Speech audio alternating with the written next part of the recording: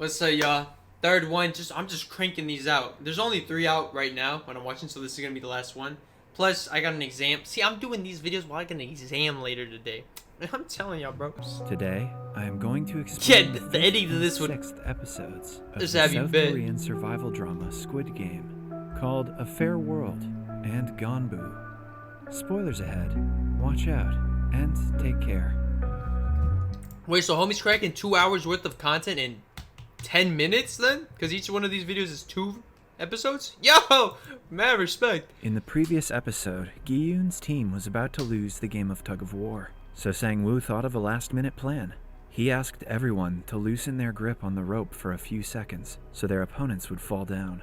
As they do, Gi-yoon, who is at the front, almost falls off the bridge. But the plan works, and their opponents trip and fall, losing their hold on the rope. The team uses this opportunity to pull the rope harder than ever and finally wins the game. They lie on the ground in exhaustion, feeling the adrenaline rush in their bodies. While returning back to their room, the girl who Sae-byok had recruited, Ji-young, makes fun of a team member who happens to be a priest. They return to the room to see Deok-soo's team talking to each other. Min-yo stares at the man, subtly telling him she doesn't need him anymore. The group then sits together while talking. Min-yo tries to charm everyone, so they will favor her. She also belittles Ali for being a foreigner and asks to see his passport. As they talk, it is announced that the lights will be off in some minutes. So she wants to kiss these motherfuckers' ass, but then starts talking shit. Nice, Einstein. What the fuck? They know people might start killing at night, so the group plans to make a barricade and stay awake in pairs to keep watch. As they try to build a safe zone using the bunk beds, Deok-soo approaches Gi-yoon and makes fun of him for thinking the beds can stop them from being killed. Gi-yoon, on the other hand, warns him of his own team members. He thinks since Deok-soo has been ordering them around, he might be their first target. His words get into Deok-soo's head, so he tells his team that they won't be killing tonight. Enam offers to be the first one to keep watch, saying that old people do not need to sleep, but the kind man is told to shut up by a new member, because they cannot keep an old man as a guard. Soon, the lights go out, and Sang-woo and Ali stay awake to go. Yo, why motherfuckers talking shit on old homie, bro? He's the reason y'all motherfuckers. Bro, I'm gonna start clocking fools. What the fuck? To the others. Ali thanks Sang-woo for saving his life today and hands him a cob of corn that he had saved for him. Sang-woo breaks it in half, and the two enjoy the corn together while talking. He asks Ali to call him Hyun, which means big brother in Korean. They share stories about how they ended up in the game. After a while, Sang-woo wakes Gi-yoon to swap the duties. Deok-soo also can't seem to fall asleep for fear of being killed himself. Meanwhile, the police officer Jun-ho is taken to the room where some staff secretly harvest the dead player's organs. He finds out that the man he killed on the ship was also involved in the secret program. The doctor is there too, performing the procedures. He gets into an argument with the staff for being slow. Back in the room, Enam joins Gi-yoon to keep watch. Gi-yoon tells him how he was not paid for 10 years worth of work because the car company he worked at was at a loss. Enam sympathizes with him and starts crying all of a sudden. Gi-yoon tries to calm him and realizes that the old man has a fever. He makes him lay down, but doesn't have water to help reduce his fever. Sae-byok offers him some, and the two put Enam to sleep. It is now their turn to keep watch. Meanwhile, the doctor finishes harvesting the organs and hands them to Jun-ho and another staff member, who are supposed to dive underwater and give them to the buyers in the sea. After they leave, he asks the others about tomorrow's game, but it turns out even they do not know what it will be. The doctor freaks out, saying that he will be killed if they do not tell him. He holds one of them hostage and asks the other staff to figure out about the game. They get into a fight, leading the doctor to run out to the hallways, but he gets lost in the maze and doesn't know how to return. A staff member follows him to the playground where the game Honeycomb was played. He asks the doctor to calm down because if they are caught, all of them will be killed. The doctor asks him to show his face so that he can trust him. The two are talking when suddenly, the overseer of the facility shoots the staff member. He then says that he doesn't care what the staff does with the dead bodies, but they aren't allowed to tell the players about the games. That ruins the main essence of the facility, which is equality. He then kills the man, while the other staff shoots the doctor, dead. At the same time, Jun-ho and a staff member go down through an emergency exit, which the man claims are— So this whole time they didn't even have to be doing all that. That's crazy. But he still got clocked. for the VIPs. Jun-ho vaguely asks him about the VIPs, but the man reveals no one knows who they are. He becomes suspicious of Junho for inquiring so much and asks him to open his mask. The man finds out Junho is a different person, but before he can react, Junho points his gun at him. He inquires about his brother, but the man doesn't know anything about him, but he tells him about the player's information file in their overseer's room, where he can find his brother's information. A secret stairway that leads him to the overseer's room lies nearby. Junho shoots the man dead and enters the overseer's room. After he is gone, the overseer and the staff come downstairs to see the man who was killed by Junho. The overseer digs the bullet out of his head and realizes it belongs to a policeman. The staff are ordered to find the man as soon as possible. An alarm begins blaring, waking the players up. They are quickly made to line up in the middle by the staff. Enam refuses to get up, and it turns out he had peed himself at night. Meanwhile, Junho is in the overseer's room, where he finds the files of every single person who has ever participated in the game.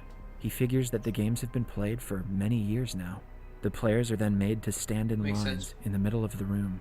Gi-yoon helps Enam by tying his jacket around the old man's waist, so he won't be embarrassed. After that, the players are then taken outside, through the halls, where everyone is horrified to see the dead bodies of the doctor and the staff who helped him, hung from the ceiling. An announcement is made, saying that this will happen to anyone who breaks the rules for their own benefit. In the meantime, Junho is still in the overseer's office, taking pictures of the documents he thinks are important. He is searching for his brother's file when he hears a phone ringing outside. The overseer comes into the room and picks it up.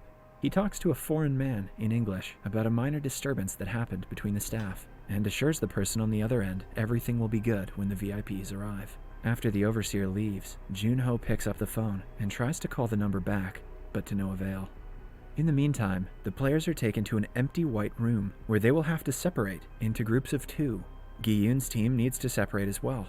They look at each other in confusion. Minyo tries to sweet-talk Gi-yoon to team up with her. When he doesn't speak, she makes her way to Sang-woo, who also declines her offer. Sang-woo asks Ali to be his teammate, and the two look at Gi-yoon to see if he objects. Gi-yoon asks them to go ahead and starts looking for a teammate himself.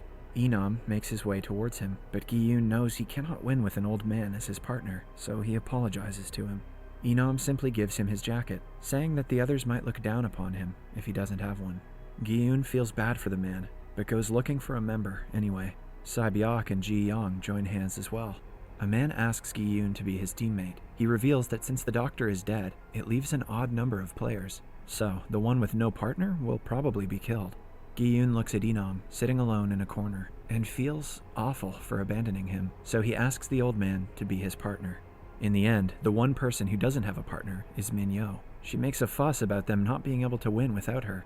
As the players make their way to play the game, she is taken away by the guards. The players are then brought to a mock neighborhood with several houses and streets. Enam and Gi-yoon talk about the alleyways looking like their childhood homes, while Ali and Sang-woo promise each other that they will win the money together for their families. However, all of their plans fail when it is announced that the pairs will be going against each other.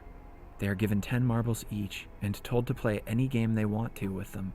Most of them choose either a game where you should throw the marbles into a pit, or a game in which one guesses how many marbles the other person has. They are given 30 minutes to complete the game. Gi-yoon is shocked, but Enam seems to be looking at the marbles in fascination. He has completely forgotten what he was here for. As the game begins, everyone starts playing, but Enam goes around the blocks looking for his house. Gi-yoon tries to stop him, but he doesn't want to play the game, saying that it is childish. At last, Gi-yoon slams the old man to the wall in frustration, knowing that both of them will die if they do not play. Enam trembles in fear and accepts. At the same time, Ali and Sang-woo, who treat each other like brothers, have to go against each other now. Ali doesn't want to play the game, but Sang-woo insists that they do, or else both of them will lose. Ali doesn't even know how to play it, so Sang-woo teaches him. One of them will have to keep a certain number of marbles hidden in a fist. The other will guess if the number of marbles in their fist is odd or even. This is some bullshit, bro. Fuck this series, bro. Oh, what the fuck? I already have like a connection to these characters. Not like as much as watching the series, but like damn, this is already like bro. If I would like actually watch this series, I'd probably start crying like a little bitch. If the guess is correct, all the marbles the person is holding will go to the person who made the correct guess. The two start playing, and Ali makes the right guess at first, taking 2 of Sang-woo's marbles. Eventually, Ali wins all of Sang-woo's marbles, except for 1. When people start dying, Sang-woo claims that he has a way they can both win. An innocent Ali who doesn't want to be the reason Sangwoo dies listens to his plan.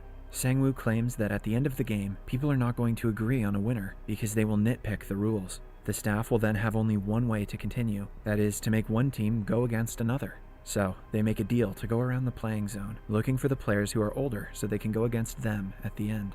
Ali still doesn't understand Sangwoo's plan, but agrees to do whatever he wants because he trusts him. Sangwoo also makes him wear his marble bag on his neck so no one can snatch it. Meanwhile, Ji-young and Sabyok sit together, not knowing what to do. Sabyok, being from North Korea, doesn't know any marble games, so Ji-young offers to teach her. But both girls do not want to play for 30 minutes, so they decide to just talk for most of the time and bet all of their marbles on one game at the end. Sabyok, who normally doesn't like to speak much, reveals that her father died while trying to cross the border, and her mother was caught by the Chinese police and sent back to North Korea. She wants to buy a house and bring her mother back after she wins the money. Ji-young laughs, saying that she could do a lot more than that with the money. Sabyok innocently claims she wants to visit Jeju Island, to which Ji-young offers to go together. They realize that it cannot happen because one of them will die today. Ji-young then reveals that she killed her abusive father and went to prison for it. She has no motive to live, even if she wins the money. In the meantime, Inam and Gi-yoon start the game, and Inam wins 5 of Gi-yoon's marbles in just the first round. As they go on, Gi-yoon is left with only 1 marble. He nervously guesses odd for the number of marbles inside Inam's fist, only to discover it is even. Gi-yoon loses the game. However, Inam forgets what Gi-yoon predicted, allowing him to change his answer. Starting that round, Gi-yoon uses Inam's dementia to win every round. At last, Inam only has 1 marble left, but he starts looking for his house again instead of playing. Similarly, Deoksu also wins the game against one of his minions when his marble accidentally knocks Deoksu's into the pit. Ji-young and Sabyok decide to throw 1 marble at the wall, and the one who throws the closest will win. Sabyok goes first and does pretty well, but when it is Ji-young's turn, she drops the marble on the ground lazily, making Sabyok win. Sabyok corners her and asks her to go again because it isn't fair. However, Ji-young claims that she has nothing to live for, unlike her. They say their last goodbyes before a staff member shoots Ji-young dead. Ali, on the other hand, goes looking for Sangwoo because only a few minutes of the game Yo, that's some bullshit, bro. are left. But when he checks Wait, his what bag, happened? Yo, what the fuck? on the other hand, Wait. Oh, shit. say their last goodbyes before Oh. a staff member shoots Ji-young dead. Ali, on the other hand, goes looking for Sangwoo because only a few minutes of the game are left. But when he checks his bag of marbles, he realizes that his brother-like friend has betrayed him. Sangwoo has exchanged Ali's marbles with pebbles. Ali sheds one last tear, still in disbelief, before a guard shoots him. He did him. I mean, this motherfucker stole a client's money. You ain't gotta steal nobody's money. You know what I'm saying? Like, I already knew that shit was gonna happen. You ain't gotta steal somebody's money. You know, he made a, like, in a regular business, he made his money, but nah, motherfucker greedy. So when it comes to his life, you think, shh. Damn it, I fuck with Ali too, bro. Dead.